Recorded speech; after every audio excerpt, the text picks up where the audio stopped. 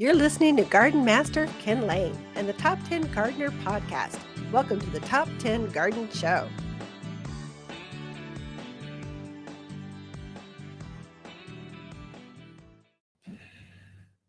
And we are back with Lisa Waterslane coming in. She comes in with your garden questions. Just what are people talking about?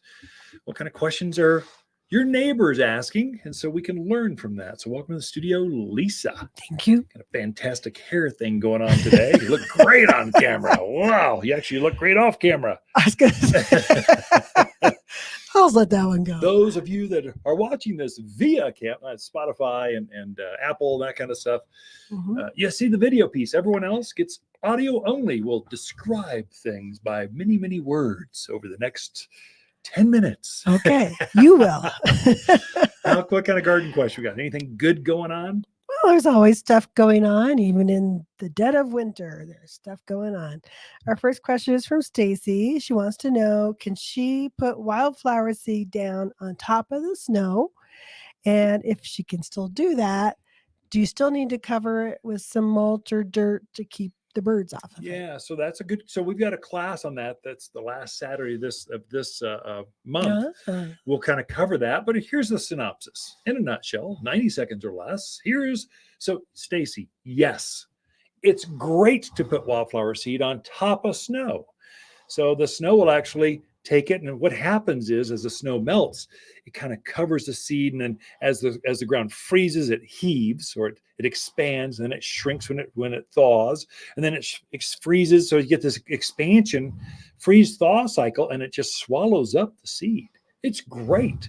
Now, the little secret that we teach in the class, we'll show you more hands-on this, but we say buy a bag of Waters Premium Mulch when you come in, and your seed. Put the mulch in a wheelbarrow. Mix the seed inside the mulch. So you're creating your own hydro mulch. And that's the insider tip for keeping birds off. So birds are going to they like flower seeds, especially winter birds. So they're pecking around looking for wildflower seeds. The bugs are all gone. So their protein source or their food source is seed. So you don't want to put out the world's most expensive bird seed out there. So to hide that by blending it in a wheelbarrow or a tarp or something, or your garden bucket, blend your seed in and then spread that. It does two things, keeps birds off. Secondly, it helps you spread it easier. So wildflowers are really tiny. Some of them are so tiny you can't hardly see them. Some are feathery and want to just float away. They just kind of that's how they're programmed. And so this allows you to spread it more evenly across that garden bed so you get a more consistent pattern. And again, we've got a lot of different styles of wildflower seeds. We make 4 of our own special mixes, blend our own, and then we've got a handout. Come ask for it. We'll give it to you. Stacy, come in, visit us. We're lonely here. Come visit the garden center and get your wildflower seed. So the thing about wildflower seed, you put it down now or between now and March. And sometimes it's hard for gardeners to be patient, but it's not going to pop up next week. No. So you've got to be patient and understand that it needs that freeze thaw to go through the winter, but it's not going to really start doing anything until we get some warmer weather to germinate in. Until it can see the sun. And so this is where a lot of wildflowers like poppies, they need that freeze thaw to scarify or to crack open the hull. They've got this really hard hull. And so it needs to go through this cold. If you were to wait to plant those until, let's say, May, too late. The poppies wouldn't come up. And so then going back to your point, wildflowers, if you're getting a good mix of wildflowers, you're going to have this wave. They don't all germinate at once. They come up in waves. So you'll see this in the wild. Oh, the poppies are in bloom. Then it's the verbena are in bloom. And then it's the penstemons are in bloom.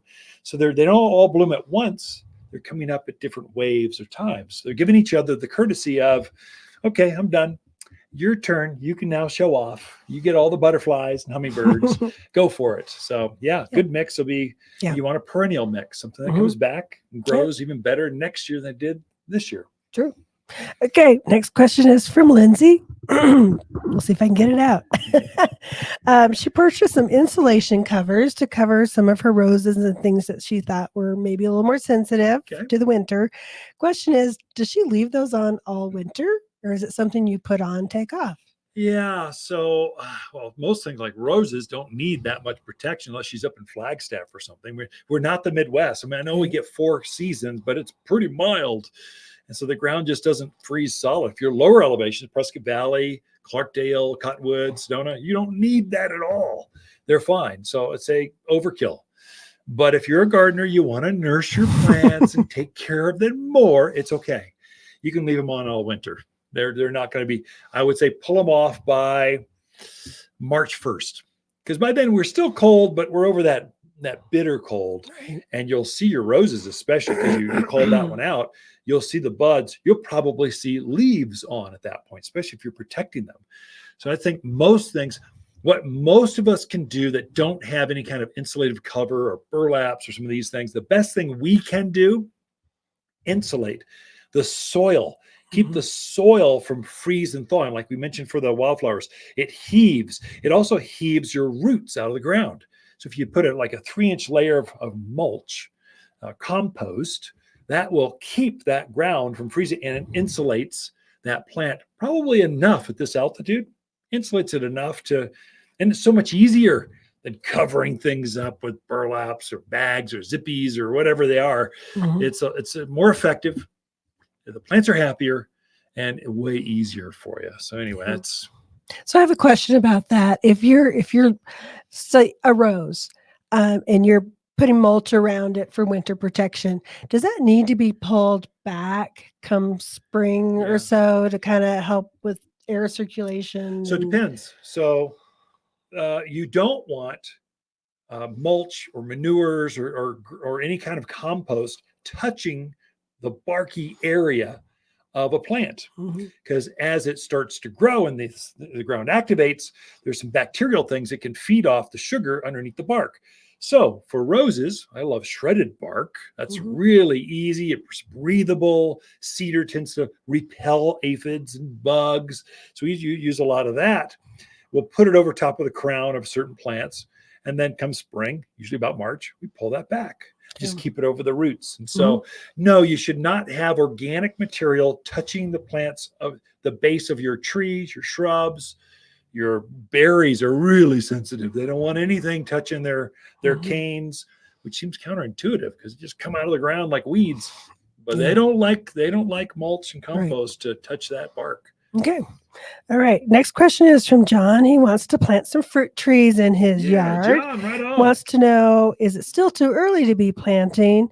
If so, when is the optimal time to plant? Yeah. So John, now is not optimal because your inventory levels are terrible right now. So we've got a few fruit trees, not a lot. That is the first truckload of plants we bring in. So I think it's 2 weeks out right now. So it'll be the end of this month. We'll have hundreds of fruit trees.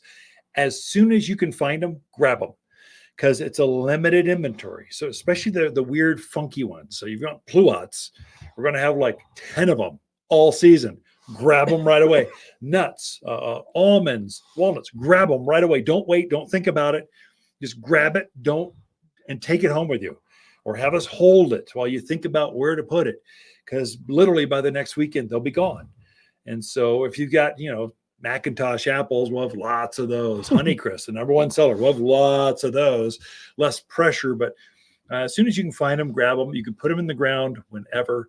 At that point, our ground does not freeze solid here. So we might get a little skiff of ice, the top layer, but it doesn't freeze. So if those roots are kept from freezing, you're planting it correctly, you're watering it really well, John, go for it. You're in the planting season.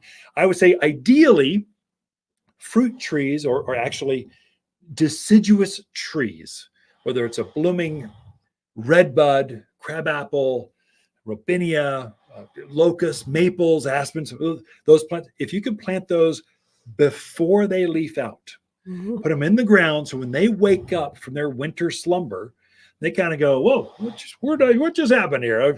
I've been teleformed into the soil over here. Whoa, what just happened? So they wake up and they're going, okay, well, it must be okay. I've wintered over here. I'll just grow here. And so you have less transplant shock. It's ideal. If you want any hope of fruit for this coming spring, you need them in before they leaf out. Anyway, we can go into more of that as far as what age, that kind of what variety's best. But your question was, when's the best time? Now, as soon as you can find them, I'd say February, March, perfect time.